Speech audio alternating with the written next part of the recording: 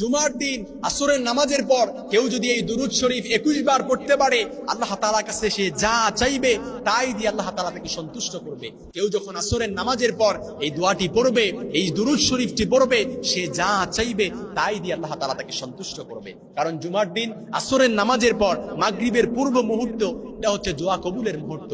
আর ওই মুহূর্তে আপনি দুরূদ শরীফ পড়লেন, আল্লাহ তাআলার কাছে মুনাজাত ধরে দোয়া করলেন, আপনি আল্লাহ তাআলার কাছে যা চাইলেন তাই আল্লাহ তাআলা দিয়ে দিবেন। কারণ কোন দোয়ার ভেতরে যখন দুরূদ শরীফ থাকে, এই দোয়াটা ডিরেক্ট আরশে আজিমে যে নক করে।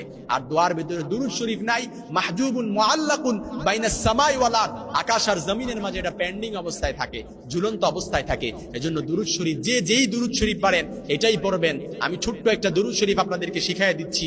আল্লাহুম্মা সাল্লি ওয়া সাল্লিম ওয়া বারিক আলাই, আল্লাহুম্মা সাল্লি ওয়া সাল্লিম ওয়া বারিক আলাই। এই দুরূদ শরীফটা পড়বেন। কিংবা এটাও যদি না পারেন, সাল্লাল্লাহু আলাইহি ওয়াসাল্লাম